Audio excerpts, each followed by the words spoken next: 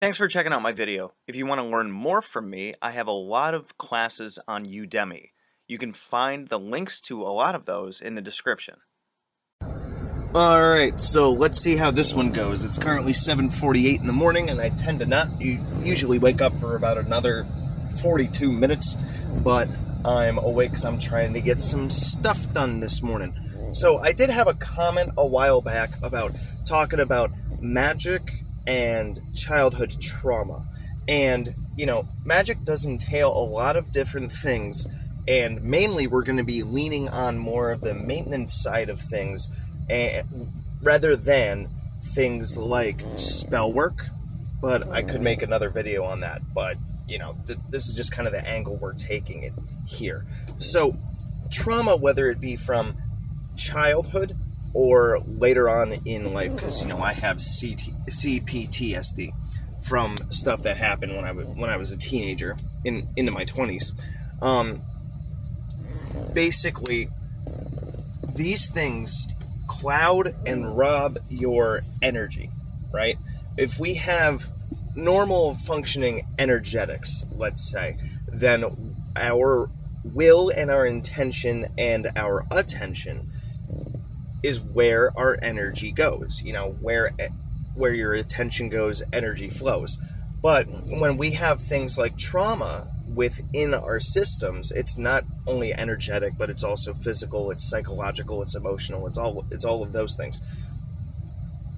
We have almost like a handicap in a way where some of our energy is always going towards that part of us that is hurt, because it's also looking out for and expecting that same kind of hurt to happen over and over and over again. That's why you get into things like panic attacks, hypervigilance, flashbacks, all those different things. It pulls us away from the present because your brain is, and your whole system is so focused on what happened in the past that it's expecting that same kind of thing to happen again. So you are always in a heightened and protective state.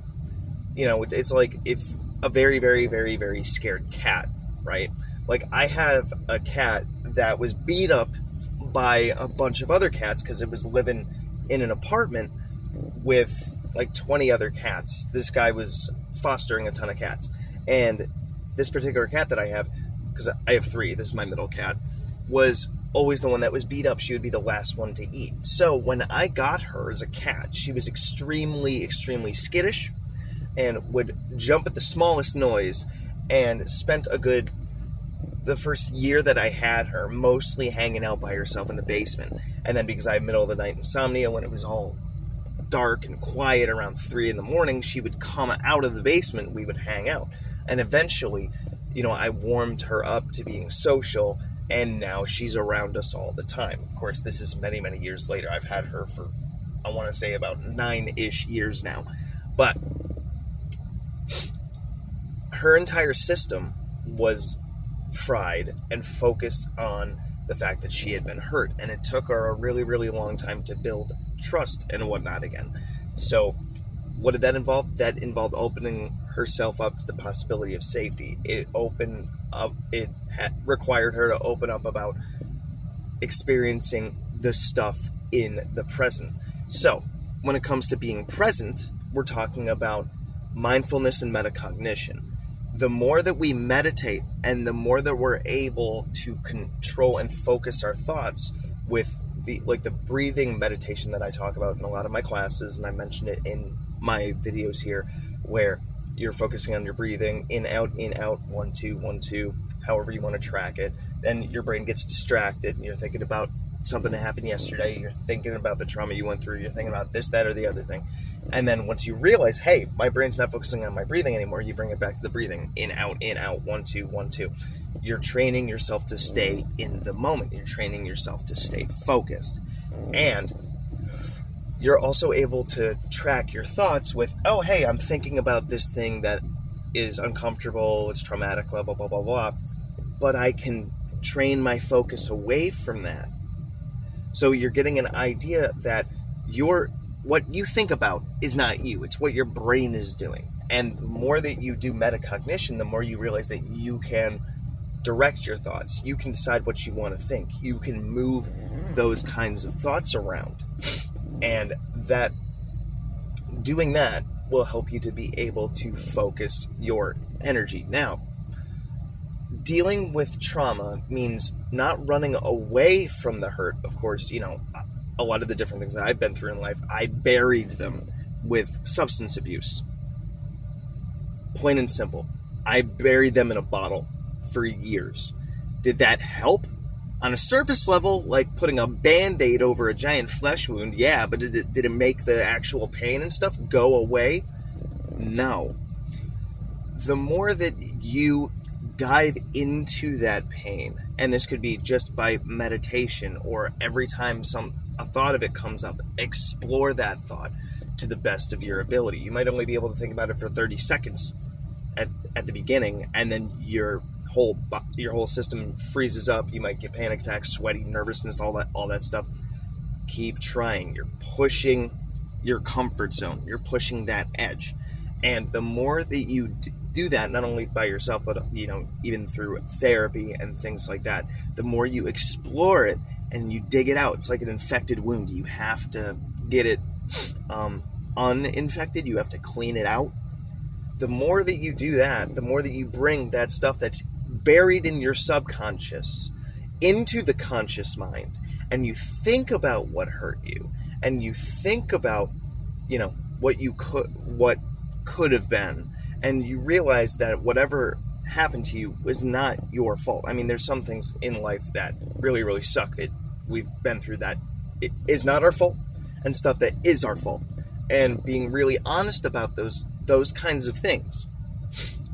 And the more that you bring it into your awareness, the more that you're able to expose it and think about it. It's like cleaning a wound out.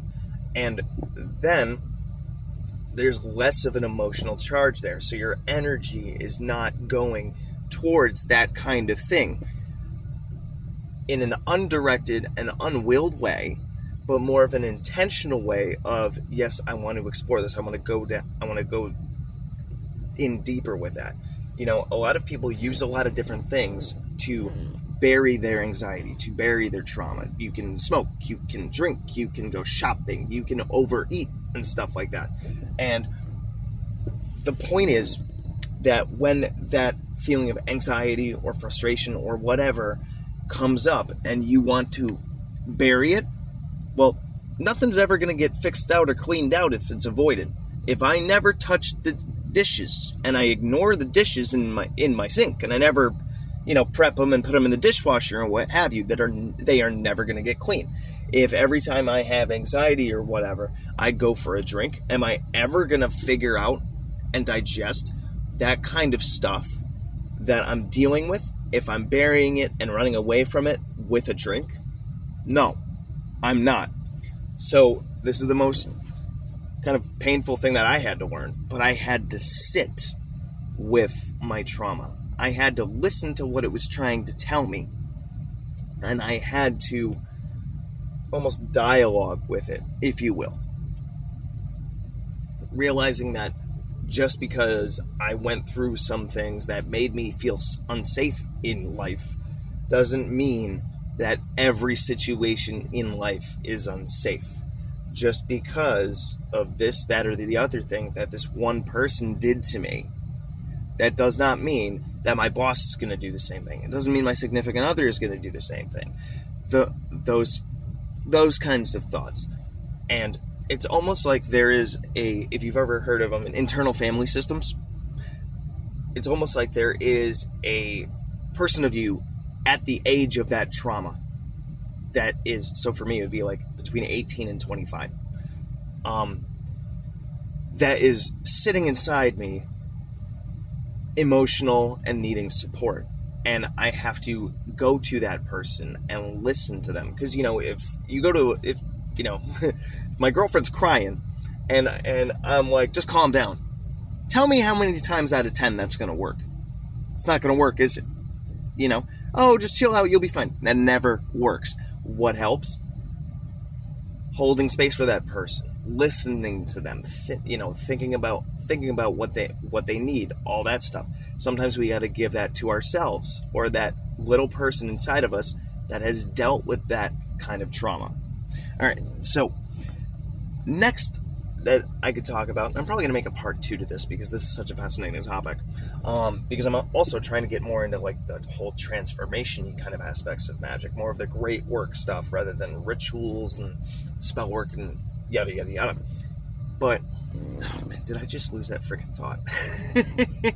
Okay, so there are plenty of different spirits that you can work with for the purposes of dealing with trauma and negativity.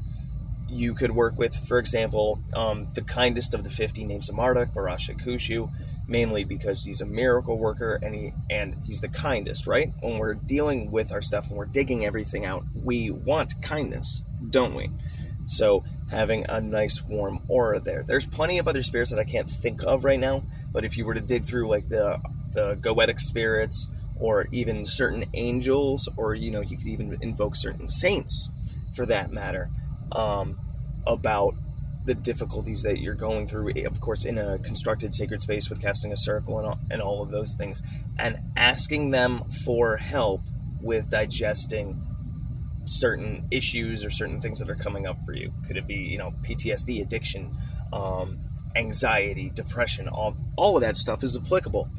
So even just lighting a candle for them and asking them for help, and then allowing yourself to feel those feelings and think about those things within their presence, and doing this on a regular basis, you can start to build, like, the word that's hitting me in the head is dialogue with this particular spirit or saint or what have you, and you could get more of a support in that way rather than doing it on your own.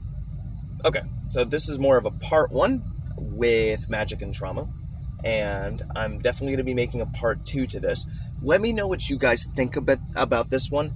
Definitely give me some comments, maybe shoot me some emails if you want me to go further into this topic. Let me know, because this kind of stuff is definitely fascinating, and I know it's stuff that I've worked on quite a bit in my own life to deal with my own things. So I thought I'd share here, because this is my channel, and I'm always talking about magic and all that other stuff from my own experiences and trying to translate it in a way that helps you guys. So drop a like and subscribe if you haven't. But until next time, good hunting.